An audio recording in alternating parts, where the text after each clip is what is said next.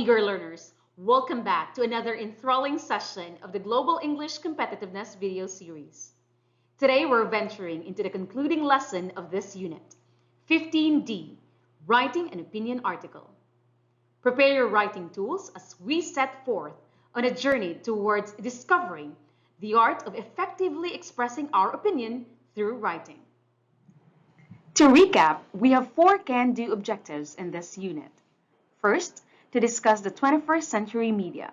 Second, to recognize the functions of language. Third, to identify the different types of speeches.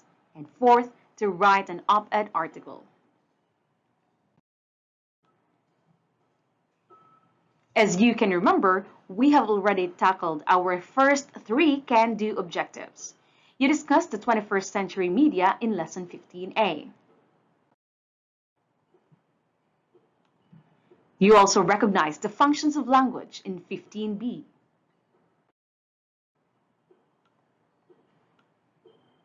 In the previous lesson, you identified the different types of speeches.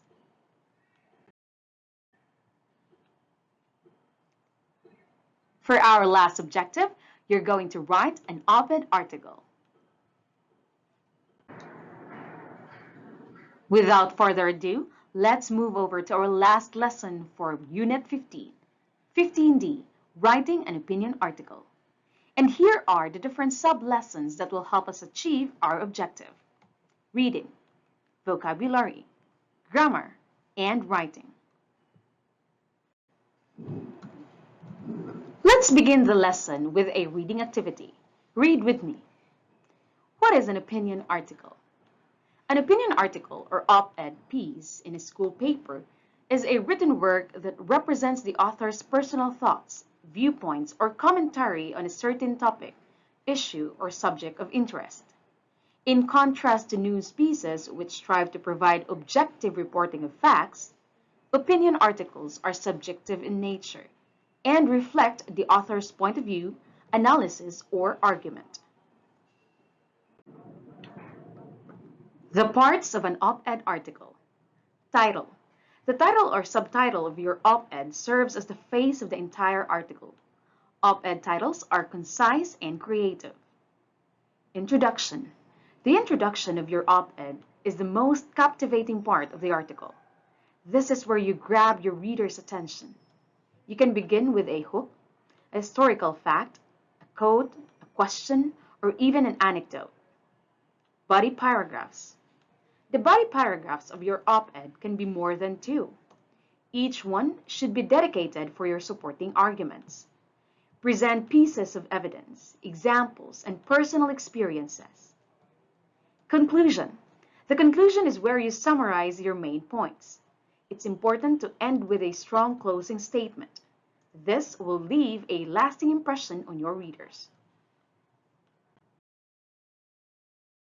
Tips for writing an op-ed article. Present counter-arguments. Although this is optional, providing counter-arguments in your op-ed can strengthen your article. This will show that you are open to different viewpoints and perspectives. Keep a consistent tone. The tone of your op-ed should be professional and respectful. Avoid making personal attacks or using offensive language. Always stick with logic and facts. Edit and proofread. Always review and edit your op-ed before submitting it to a publication. Remember to fact-check and remove grammar errors. Your op-ed should be easy to read. Now, let's test your knowledge on op-ed related terms.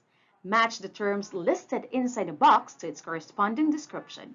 For example, in number 1, a short, interesting story used to illustrate a point is called an anecdote.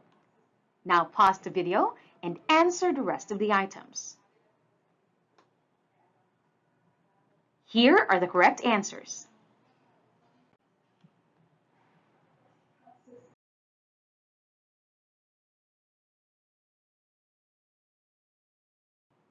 Could is used to propose potential actions or offer suggestions in a diplomatic or courteous manner.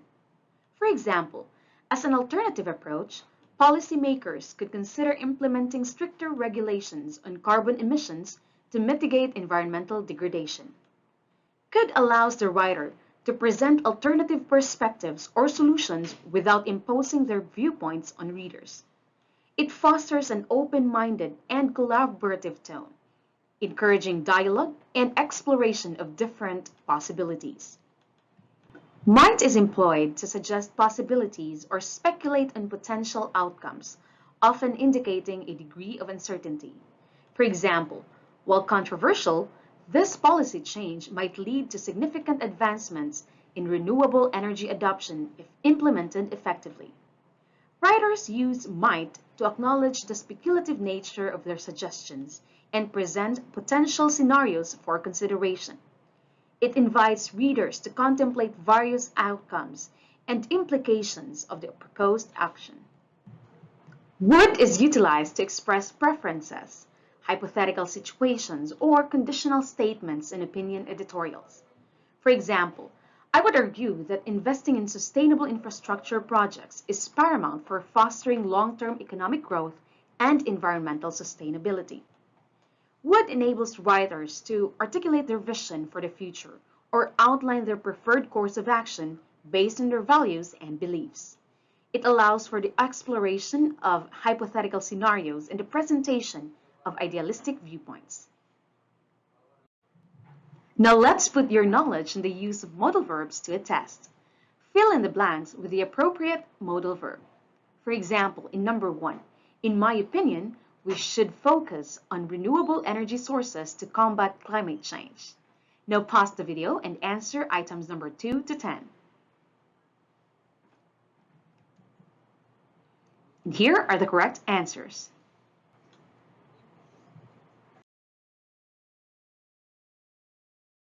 And we're down to our last activity for this lesson and unit. Write an op-ed about the importance of media literacy in the 21st century. Make use of direct or indirect speech and conditional sentences when writing. Use the information you just learned about op-ed as your guide in writing your article. Your op-ed should have a title, an introduction, body paragraphs, and a conclusion.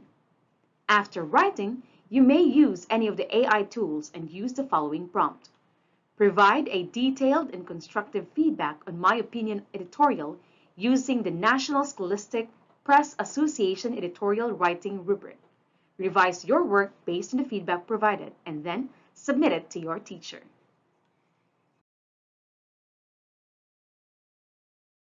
And with that, we have covered our last can-do objective for Unit 15, write an op-ed article. In this lesson, we read a passage, an opinion article, and tested your reading comprehension. We also checked your vocabulary on op-ed related terms. We talked about modal verbs, especially in the context of op-ed writing, and you wrote an op-ed on the importance of media literacy in the 21st century. Thank you for joining us in Unit 15, Power of Words. As you continue to harness the power of language and communication, may you do so with intention and integrity. Remember, every word has the potential to inspire, inform, and influence. We eagerly await your participation in our future sessions as we continue to explore the dynamic world of English competitiveness.